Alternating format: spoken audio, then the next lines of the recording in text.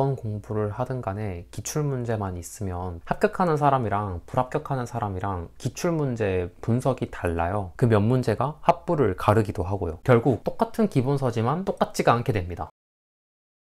안녕하세요. 1인칭 회계사 시점입니다. 여러분, 요새 아침 저녁 쌀쌀한 거 느껴지세요? 바야흐로 천고마비의 계절 가을입니다.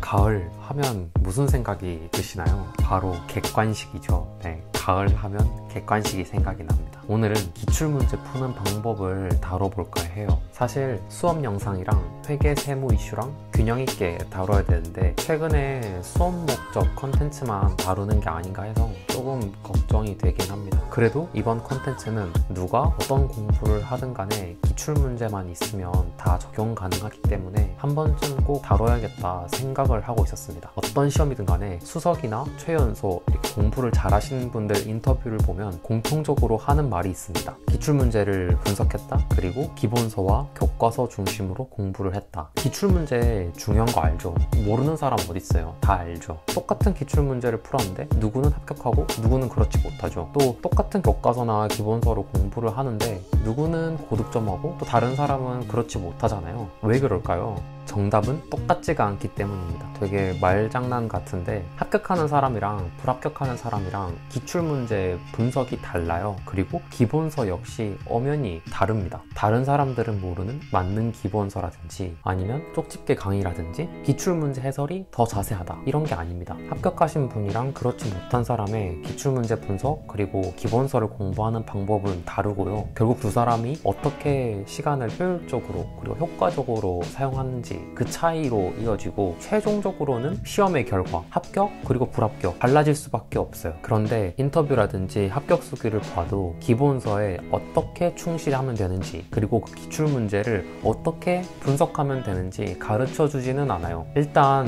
물리적으로 그 제한된 지면에 공부 방법을 활자로 다 담기에는 어렵기도 하고 또 그분들만의 어떤 영업 비밀이기도 하고 또 본인의 공부 방법이 만능이 아니라는 어떤 겸손함 이런 것 때문에 사실 밝히지 않으시는 경우도 있죠. 저 역시도 이 방법이 만능이다 할 순 없지만 이 방법을 사용하면 최소한 몇 문제는 더 맞출 수 있다 라는 거는 정말 자신드립니다. 그 몇 문제가 합부를 가르기도 하고요.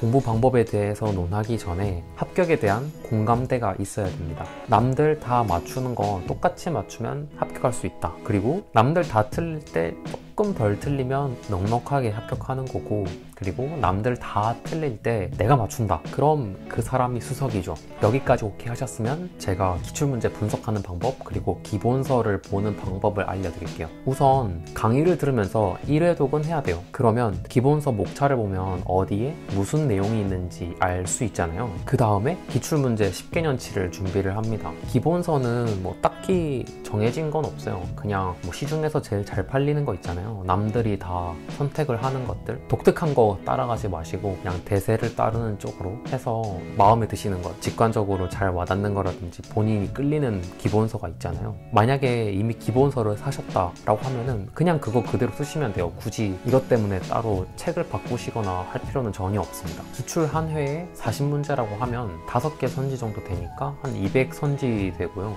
10개년 하면은 선지가 2000개입니다. 진짜 많다고 생각하실 텐데 이렇게 선지를 분석하는 게 장기적으로는 훨씬 이득이에요. 예를 들어 시험 범위가 100%고 합격에 필요한 부분이 뭐 60%에서 70%라고 가정을 하면 강사님은 그것보다 조금 더 보수적으로 80에서 90% 정도를 다루시거든요. 기본적으로 강사님들은 보수적으로 범위를 설정할 수밖에 없어요. 안 가르친 데서 출제가 되면 수강생들의 신뢰를 잃을 수 있기 때문에 강사님들은 보수적으로 범위를 설정할 수밖에 없죠. 아무튼 이 과정을 통해서 강사님들이 가르치지만 출제 가능성이 조금 낮은 곳에선 힘을 빼고 그리고 출제 가능성이 높은 곳에서 힘을 좀 줄 수 있게 됩니다. 또 시험 직전에 회독도 빨리 할 수 있고요. 그래서 장기적으로는 이게 훨씬 이득이에요.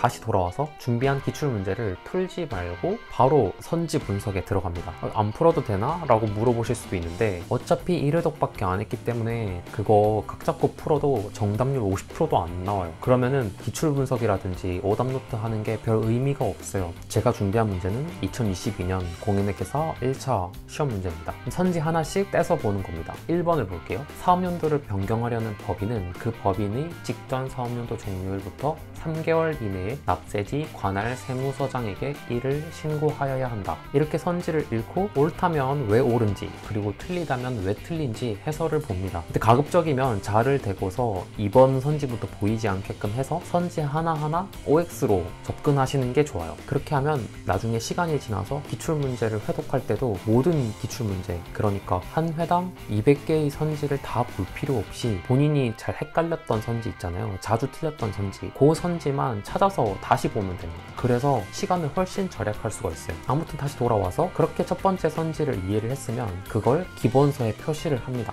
여기서 기본서의 기출을 어떻게 표시하느냐가 포인트인데요. 해당 기본서를 볼게요. 여기 보시는 것처럼 우물정자로 출제된 빈도를 표시를 하되 최근 5개년은 빨강색, 그리고 그 전 5개년은 샤프로 표시를 합니다. 그리고 표시하는 위치도 중요한데요. 사업연도의 변경 요 앞에다가 하는 게 아니고요.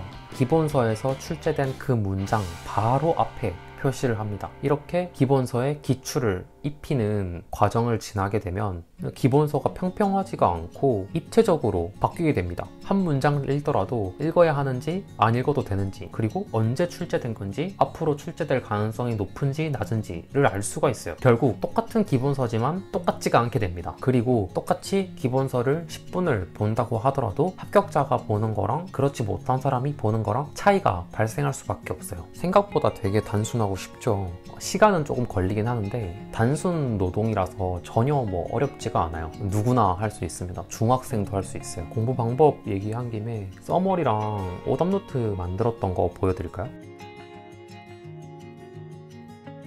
일단 이렇게 세 칸으로 분류를 하고요. 맨 왼쪽에는 목차를 했습니다. 숲을 보는 거죠. 그리고 그 다음 칸에 키워드를 쓰고 맨 마지막 칸에 그 키워드에 해당하는 어떤 설명들을 기술을 합니다. 그러면은 왼쪽에 보면서 숲을 보고 오른쪽에 보면서 나무를 좀 볼 수가 있어요. 이렇게 하면 나중에 오답노트를 보거나 서머리를 보더라도 공부 양에 치여서 길을 잃지 않고 어디를 자주 틀리는지, 그리고 본인이 어딜 공부하고 있는지 좀 잘 알 수가 있어요. 여기서 주의하셔야 될 것은 오답을 기본서랑 좀 잘 비교를 하셔서 기출 빈도를 고려를 해가지고 여기 오답노트에 기재를 하셔야 됩니다. 시험에 안 나오는 거를 굳이 오답노트에 쓸 필요는 없잖아요. 그거는 앞서 말씀드린 것처럼 남들도 틀릴 거기 때문에 그냥 틀려도 상관없어요. 나오는 것만 잘 맞추면 됩니다. 그리고 고프로 10이랑 액션캠 전용 짐벌을 샀어요. 결국 짐벌은 3축인 걸 샀고, 그리고 아직 고프로가 도착을 안 했어요. 향후에는 영상미를 갖춰서 영상을 제작해 보겠습니다. 이번 컨텐츠는 여기까지입니다. 시청해주셔서 감사합니다.